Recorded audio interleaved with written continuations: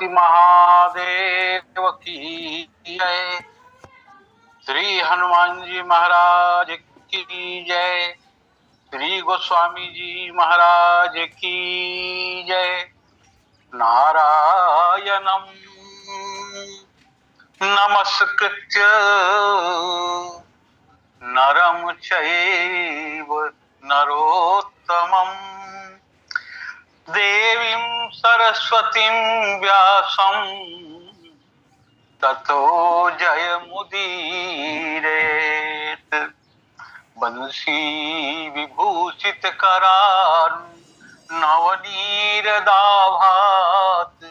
पीतांबरा दरुण बिंब फलाधरोष्ठात्।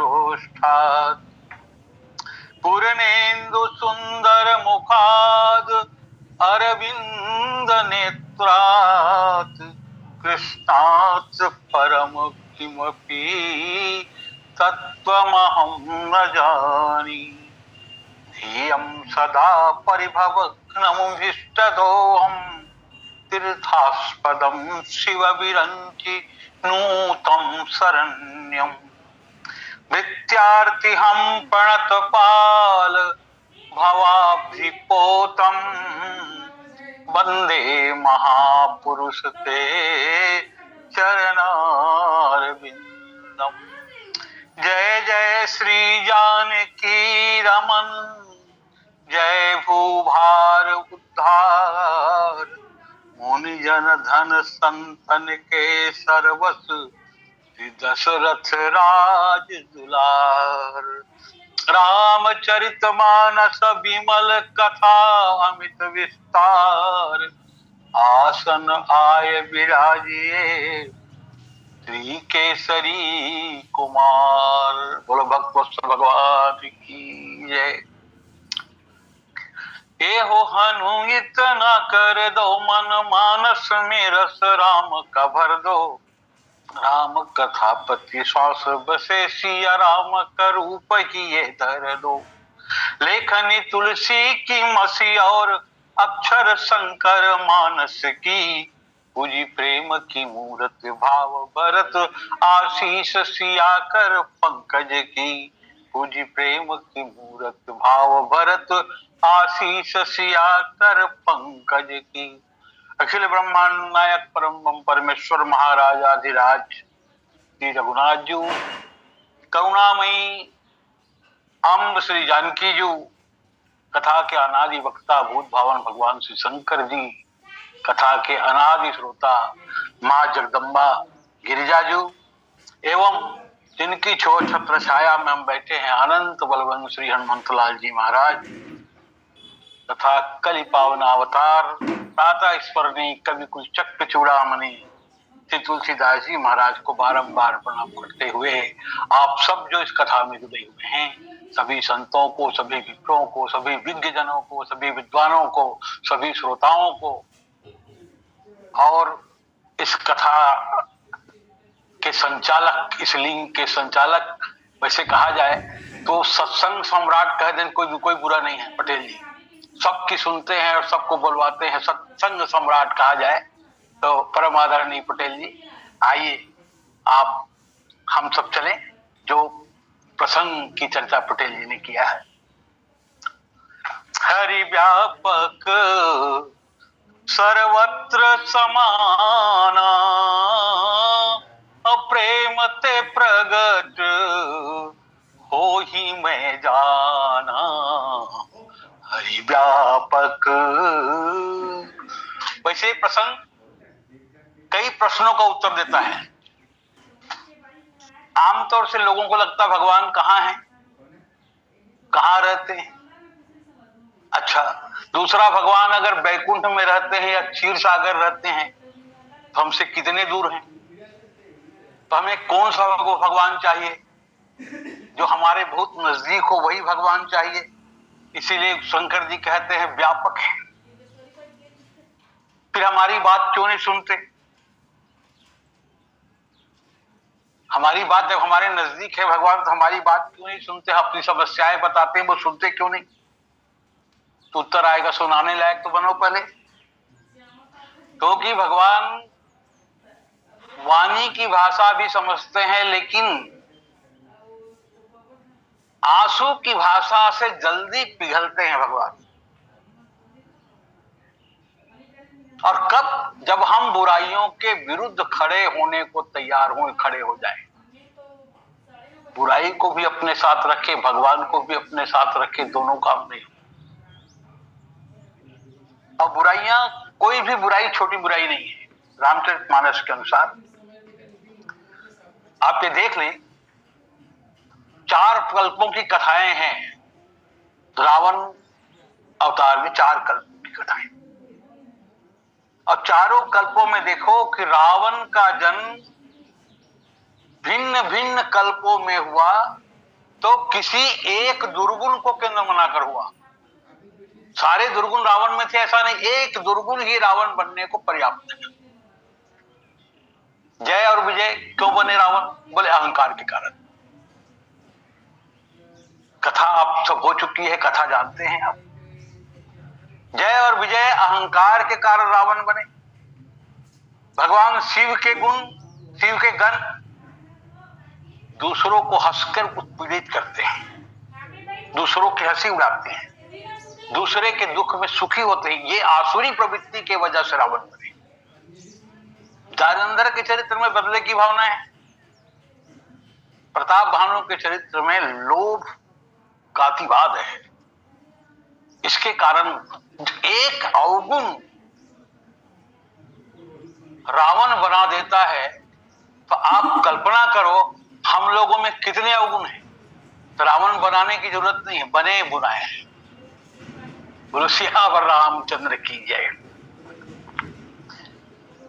कोई भी दुर्गुण तुच्छ समझने लायक नहीं है, और दुर्गुण का विनाश हो जाए वही राम राज्य है। और जब तक दुर्गुण है तब तक राम राज्य नहीं होगा। दुर्गुणों का विनाश ही राम राज्य।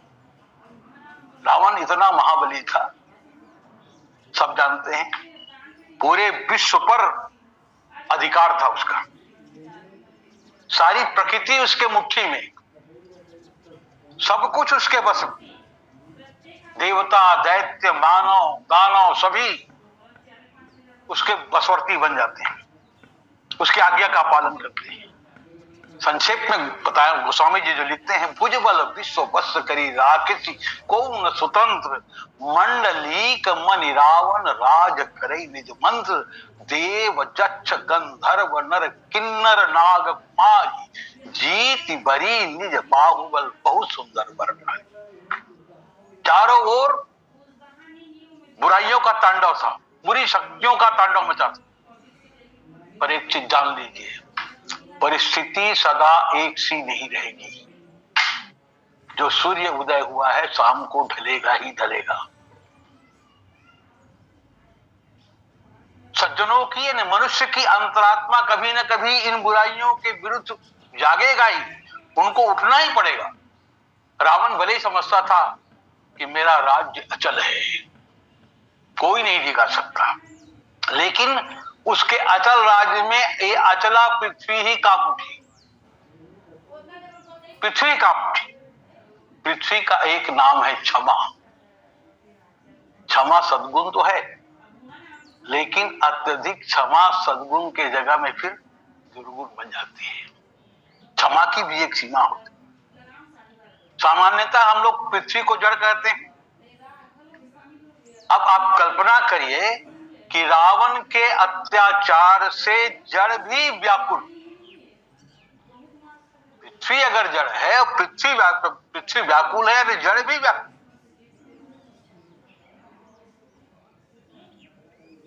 तब चारों ओर इस आतंक से मुक्ति के लिए वो सहायक खुशी, कोई सहायक तो मिले जो मुझको इससे मुक्त करे।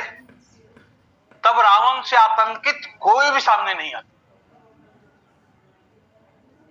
रावण के डर में कोई भी सामने नहीं आता। देवता, मुनि, ब्रह्मा भी अपनी अस्पर्धता प्रकट कर देते हैं। पर ब्रह्मा जी उपाय बताते हैं कि जब अपनी शक्तियां चूक जाएं जब अपनी शक्ति की सीमा पूरा हो जाए, हम कुछ नहीं कर सकते, तो हमें सर्वशक्तिमान का शरण में जाना चाहिए, उनसे आश्रय लेना चाहिए। इसके लिए उन्होंने एक रास्ता बताया, सामूहिक प्रार्थना। सब मिलकर प्रार्थना करें। पृथ्वी जड़ से चेतन हो जाती है, धेनु के रूप में आती है, धेनु बन जाती है। अतिशय देखी धर्म के ग्लानि, अपरम सभीत धराकुलानी।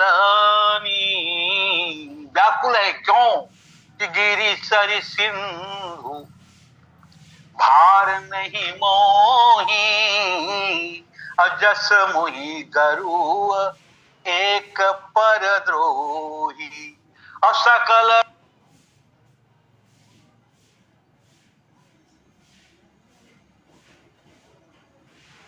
सकल धर्म देखई विपरीता, और कही न सकई रावण भयभीता।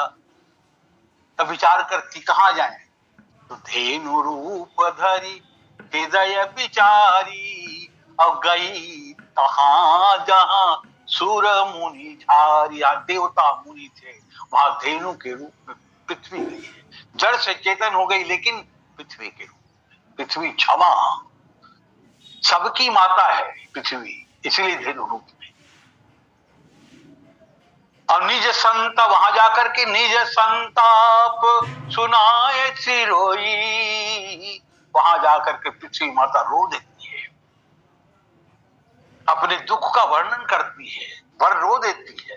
पर सब हाथ उठा देते, काहूते कछु काज न हो। कोई कुछ नहीं कर सकता।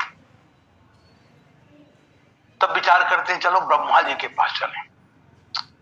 सृष्टि के निर्माता है, जिन्होंने हम सबको बनाया है, कोई उपाय उन्हीं के पास होगा।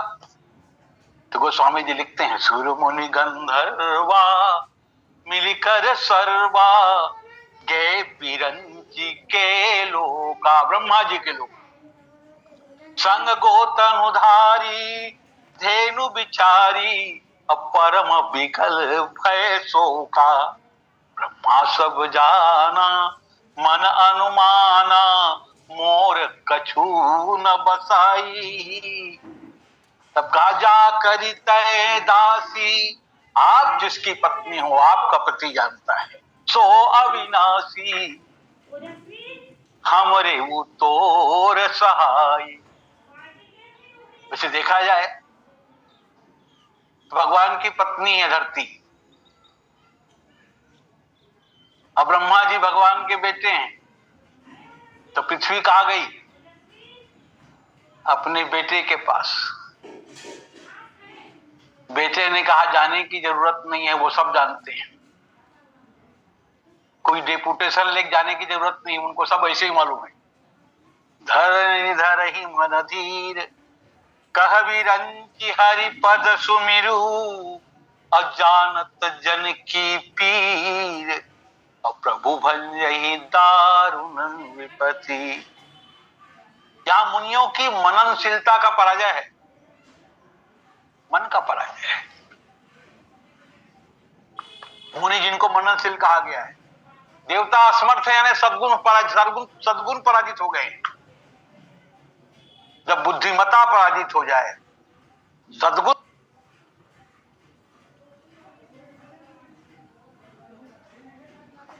तब विवेक का आश्रय लिया जाना चाहिए। सब ब्रह्मा के पास गए, क्योंकि ब्रह्मा जी विवेक के देवता ने।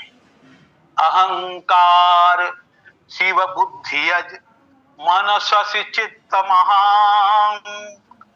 अब पवित्र विवेक ब्रह्मा जी ने सही दिशा का बोध कराया। मानो विवेक ने कहा, मैं प्रखर तो हूं लेकिन पहलवान नहीं। ब्रह्मा जी ने हाथ उठा दिया, बुद्धि प्रखर होती है लेकिन बुद्धि पहलवान नहीं होती। तो बोले मैं पहलवान नहीं हूं, मुझे लड़ना भिड़ना नहीं आता, पर लड़ाना भिड़ाना आता है, क्योंकि पुरुषार्थ की सीमा होती है, इसका ज्ञान सबको रखना चाहिए। अब पुरुषार्थ के ज्ञान से ही हमारे जीवन की जड़ता समाप्त होती है, आलस समाप्त होती है। जितने हमें पुरुषार्थ उतना करना ही चाहिए, पर पुरुषार्थ सब कुछ नहीं है। व्यक्ति अपने पुरुषार्थ से सब कुछ नहीं कर सकता, और पुरुषार्थ को सब कुछ मानना यही अहंकार है।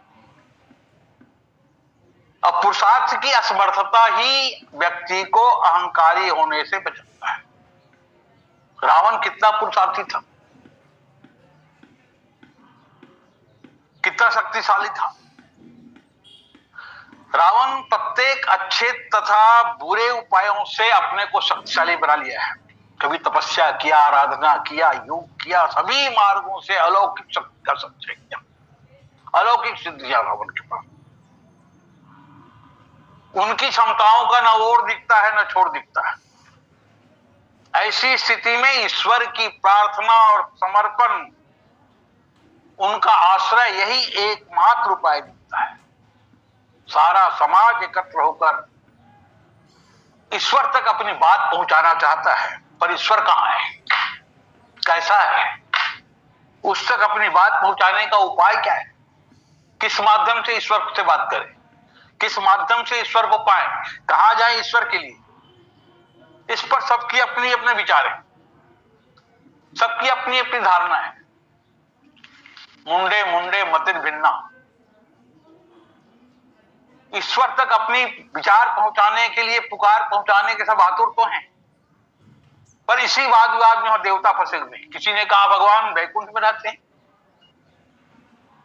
अब वैकुंठ में रहने वाला भगवान सर्वश्रेष्ठ है, हम सबको जाकर वैकुंठ में अपनी व्यथा सुनानी चाहिए। उसी समय एक दूसरे देवता ने प्रस्ताव रख दिया, वैकुंठ लोक तक जाने कष्ट क्यों उठाएं, क्यों न क्षीर सागर में जाएं, वहां भगवान विष्णु सोए रहते हैं, वहां रहते हैं, वहां चले। अब कोई वैकुंठ के पक्ष में हो गया तो कोई क्षीर सागर के पक्ष में हो गया।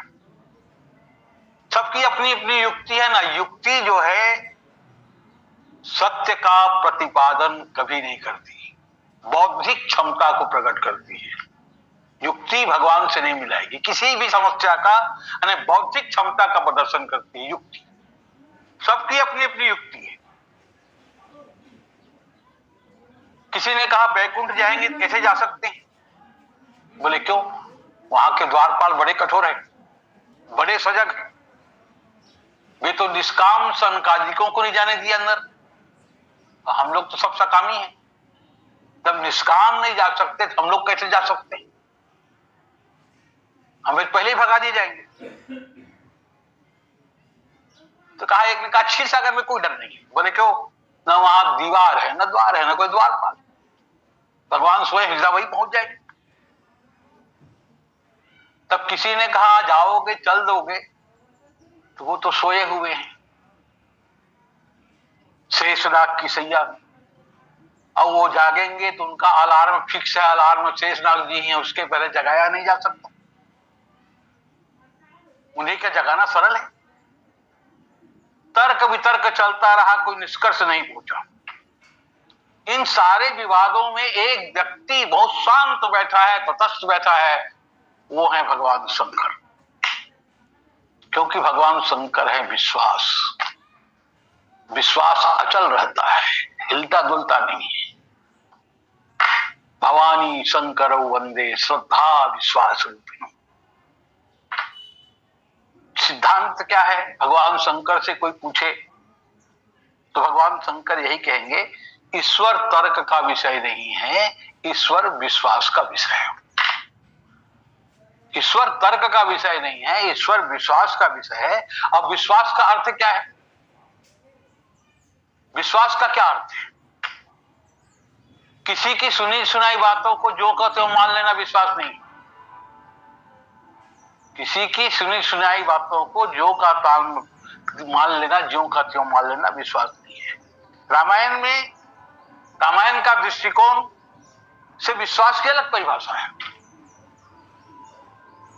मानस के अनुसार विश्वास के अभाव में भक्ति होना असंभव है। बिनु विश्वास भगति नहीं, अतहि बिनु द्रवहीन राम। राम कृपा बिनु सपने हो, जीवन लह विश्राम। ईश्वर बिना भक्ति के द्रवित नहीं होंगे और बिना विश्वास के भक्ति नहीं होगी। भक्ति की पहली शर्त है विश्वास।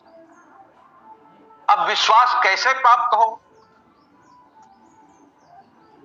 तो उसके लिए सबसे पहले जरूरी है भगवान की कृपा। उनकी कृपा के बिना भगवान की प्रभुता का ज्ञान नहीं हो सकता। इसका मतलब कृपा के बाद दूसरा स्टेज है ज्ञान। और जब तक ज्ञान नहीं होगा तब तक विश्वास नहीं होगा। तीसरा स्टेज है, बिना ज्ञान के विश्वास नहीं होगा। अब बिना विश्वास के प्रीति नहीं होगी। चौथी वस्तु है प्रीति। अब प्रीति होगी तो भक्ति हो ही जाएगी, तो प्रीति के बिना असंभव है। तो कृपा, ज्ञान, विश्वास, प्रीति, तब फिर भक्ति। यही सूत्र है रामचरितमानस में। राम कृपा बिनु सुनु खगराई, अजानि न जाई राम प्रभुताई। जाने बिनु न होई परतीति, अब बिनु परतीति प्रीति नहीं। बिनु परतीति होई नहीं प्रीति, प्रीति बिना नहीं भगति दिहाई।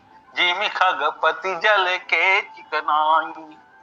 और ईश्वर कृपा करते हैं, जिस पर कृपा करते हैं वही ईश्वर को जानता है। बिना ईश्वर के कृपा के ईश्वर को जानना बहुत मुश्किल है।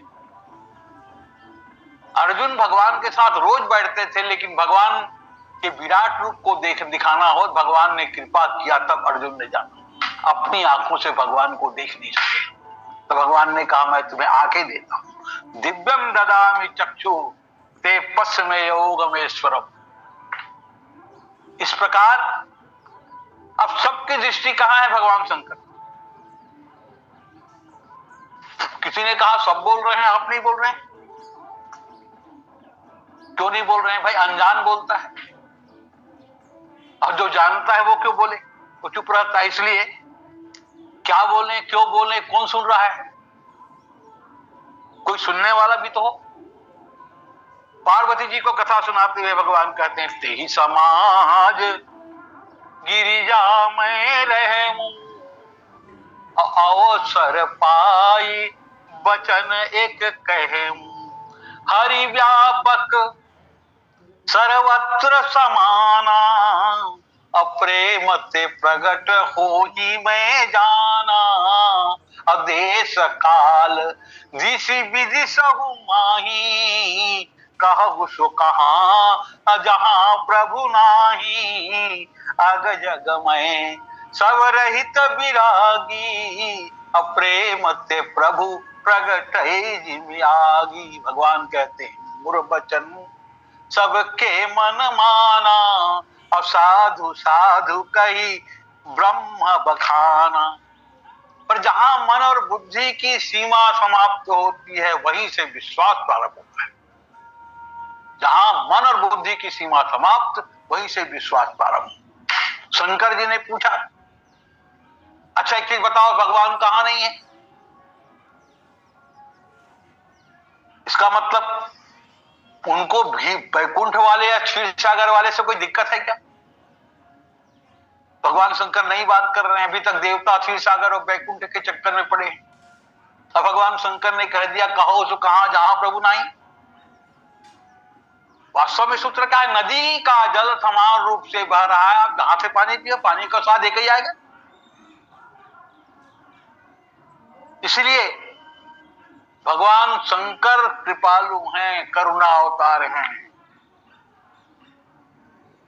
वो क्षीर सागर वाले भगवान को, बैकुंठ वाले भगवान को नकारते नहीं। लेकिन एक चीज जानते हैं, वहां तक जाने की सीमा, वहां तक जाने की सामर्थ्य किस किस में है? कितने लोग जा सकते हैं वैकुंठ? कितने लोग जा सकते हैं क्षीर सागर? हमें ऐसे भगवान की जरूरत क्या है जहां असमर्थ ना जा सके, सामर्थ्यवान चले जाएंगे? तो हमें तो ऐसे भगवान की जरूरत है। हम कहीं नहीं जाते, हम कहीं नहीं जाएंगे, वो स्वयं यहां आ सकते हैं। क्यों? क्यों? व्यापक यही है, अभी है ब्रह्म जो व्यापक, विरज और कई बार कहा, कई जगह कहा गया है, हरि व्यापक सर्वत्र समाना, व्यापक है। उनको हम खोजने नहीं जाएंगे, वो तो यही है। हम इतनी दूर यात्रा क्यों करें? यानी भगवान शंकर की दृष्टि में ऐसे ईश्वर की आवश्यकता है जो हमारी बातें, हमारे पुकार को सर्वदा और सर्वत्र सुन सके। ऐसे ईश्वर की जरूरत है, और शिव का व्यापक ईश्वर ऐसा ही है। असमर्थ व्यक्ति भी कहीं गए बिना उस तक अपनी बात पहुंचा सके। इसलिए भगवान नया सूत्र देते हैं, हरि व्यापक सर्वत्र समाना, अप्रेम ते प्रगट। जान लेने से समस्या का हल नहीं होता, अभी तो जाना भर है, पर इस संकट से मुक्ति कैसे हो? तो भगवान शंकर ने उपाय बता दिया। जैसे लकड़ी में अग्नि छिपी होती है, अब अग्नि को प्रकट करने के लिए घर्षण की आवश्यकता है, उसी प्रकार व्यापक ब्रह्म को प्रकट करना पड़ेगा, सक्रिय बनाना पड़ेगा, और उनका प्रागट्य प्रेम के द्वारा होगा। पितामह ब्रह्मा भगवान शंकर के सुझाव की सराहना करते हैं। अभी वास्तव सराहनीय है, हम सबको जाने से बचा दिया आपने, यही भगवान आएंगे तो कहां प्रेम? प्रेम ते प्रकट हो ही बह जाना। उसके बाद सब गदगद कंठ से प्रेम पुलकित होकर हृदय से भगवान की प्रार्थना करते हैं। भगवान शंकर बताते हैं, मोर बचन सबके मन माना, और साधु साधु करी ब्रह्म बखाना। अच्छा, प्रार्थना क्या है? किसको कहेंगे प्रार्थना? जब तक बुराइयों से उबरने की प्रबल आकांक्षा नहीं होगी, बुराइयों से उबरने की प्रबल आकांक्षा हो, पर उसके लिए अपने अंदर समग्र असमर्थता हो, असमर्थता, मेरे पुरुषार्थ यहां कुछ काम नहीं करता, यानी पूर्णता शरणागत हो जाना, ऐसी अनुभूति ही प्रार्थना का तत्व है। इसे कहते हैं प्रार्थना। गोस्वामी जी ने बताया, प्रार्थना का कुछ सूत्र बता दिया है। सुनि बिरंचि मन हरस तन, पुलकी नयन बहनीर, अवस्तुति करत जोरी कर, सावधान मति धीर। सुनि बिरंचि मन हरस, भगवान शिव की वाणी को सुनकर ब्रह्मा जी हर्षित हुए। विश्वास की वाणी को सुना तो बुद्धि हर्षित हुआ। ब्रह्मा जी बुद्धि के देवता हैं, भगवान शंकर विश्वास के देवता हैं। विश्वास की वाणी को सुन करके बुद्धि के देवता हर्षित हुए। मतलब यही प्रार्थना का श्री गणेश है। भगवान पर विश्वास हो और भगवान के लिए जो करें उसमें एक हर्ष पैदा हो। अब बिना हर्ष के हम भगवान की ओर नहीं जा सकते। विश्वास ने बताया, बुद्धि ने स्वीकार किया, विश्वास के द्वारा बताए गए सत्य को बुद्धि ने स्वीकार किया, ये हर्ष उसी का परिणाम है। फिर कहा तन पुलक, ब्रह्मा का शरीर रोमांचित हो गया, पूरा शरीर रोमांचित है। इसका क्या मतलब है? इसका मतलब यही है कि प्रार्थना केवल जिह्वा से नहीं होनी चाहिए, प्रार्थना केवल वाणी से नहीं होनी चाहिए, प्रत्येक रोम रोम से भगवान की याद आए, प्रार्थना हो, तब ये प्रार्थना है। उसके बाद गोस्वामी जी तीसरा सूत्र देते हैं, नयन वह नीर। ब्रह्मा जी की आंखों में से अश्रुपात हो रहा है।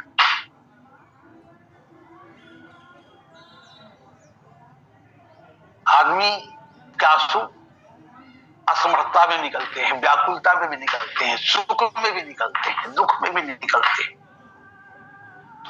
आनंद की स्थिति में भी आंसू निकलते हैं। आंसू वास्तव में हृदय की भावना को प्रकट करते हैं।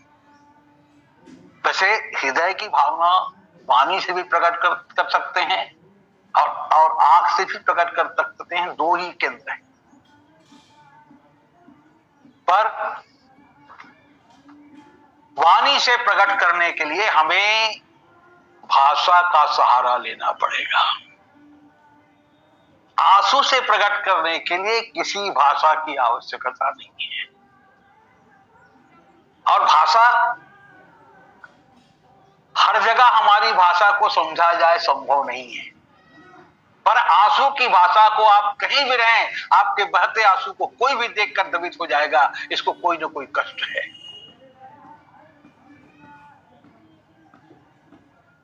तो आंसू भी भावनाओं को व्यक्त करने का सशक्त माध्यम है।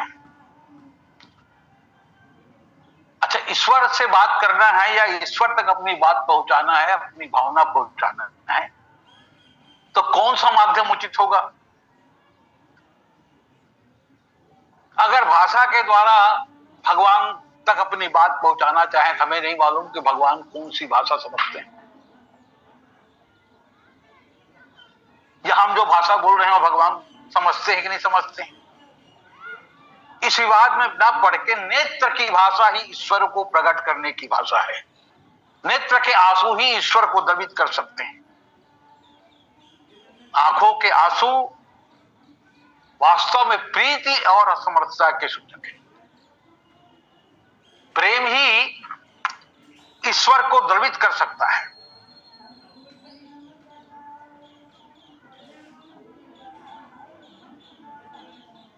सिर्फ द्रवित ही नहीं, भगवान तुरंत सकित हो जाते हैं।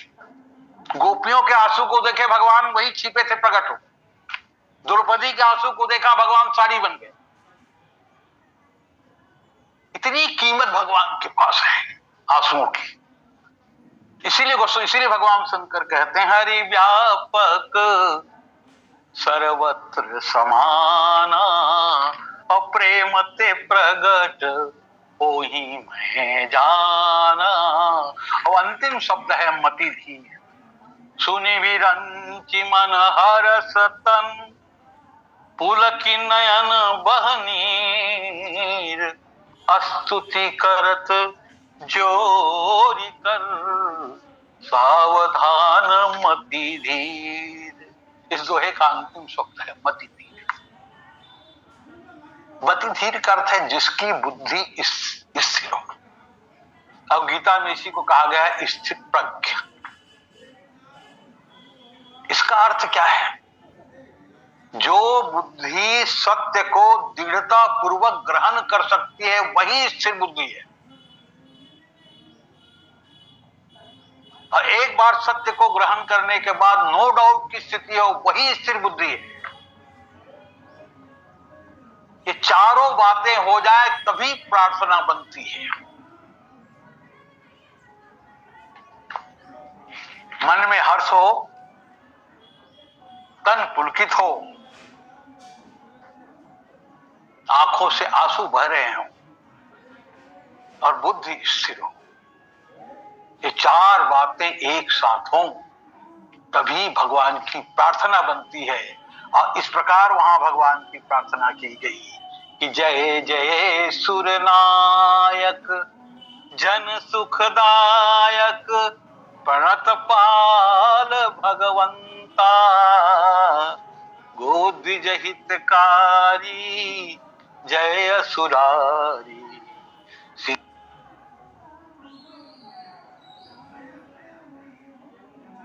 पालन सुर धरनी अद्भुत करनी, मर्म न जाने कोई, अजो सहज कृपाला दीन दयाला, करहु अनुग्रह सोई। पहली पंक्ति ज्ञान घाट की पंक्ति है। जय जय सुरनायक जन सुखदायक, प्रणतपाल भगवंता।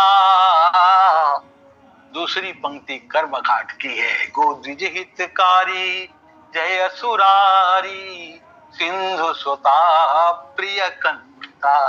तीसरी पंक्ति भक्ति घाट की है। पालन सुर धरनी अद्भुत करनी, अमर बन जाने कोई। और चौथी पंक्ति गोस्वामी जी के शरणागति घाट की है। जो सहज कृपाला दीन दयाला, करहु अनुग्रह सोई। वैसे पहली पंक्ति में ही चारों घाटों का वर्णन किया जा सकता है। भगवान शंकर वास्तव में हम सब के लिए एक सूत्र देते हैं। यही सूत्र है कि भगवान कहाँ है खोजो मत। भगवान कहाँ नहीं है। जैसे आप पृथ्वी कहाँ है, पृथ्वी में खड़े हो, पृथ्वी खोज रहे हो। कोई कहे पृथ्वी कहाँ है, बोले हम तो पृथ्वी में ही खड़े हैं। और कोई कहे वहां रायपुर जाओ वहां पृथ्वी मिलेगी, प्रयागराज जाओ वहां पृथ्वी मिलेगी। अरे तुम तो जहां खड़े वहीं पृथ्वी है। बस यही संकेत भगवान शंकर का है। हरि व्यापक सर्वत्र समाना। बस पाने का सूत्र क्या, तो प्रेम मध्य प्रगट हो ही मैं जाना। बस प्रेम करो। प्रेम क्या है, भगवान को साकार करने का, भगवान को निष्क्रिय से सक्रिय करने का, भगवान को निर्गुण से सगुण करने का सबसे बड़ा उपाय साकार है। इसीलिए सूत्र ही दिया, सो निवेदन मन हरस तन, पुलक नयन बहनीर, और अस्तुति करत जोरी कर, सावधान मति धीर। चारों बातें होनी चाहिए, तब प्रार्थना बनती है। भगवान शंकर हम सब के लिए भगवान को बड़े नजदीक कर देते हैं। भगवान आपके पास हैं, बस आप प्रार्थना करो, प्रेम से प्रार्थना करो, हर्षित होकर प्रार्थना करो, पुलकित होकर के प्रार्थना करो, नयनों से नीर बहाते हुए प्रार्थना करो, स्मृति को स्थिर करके प्रार्थना करो।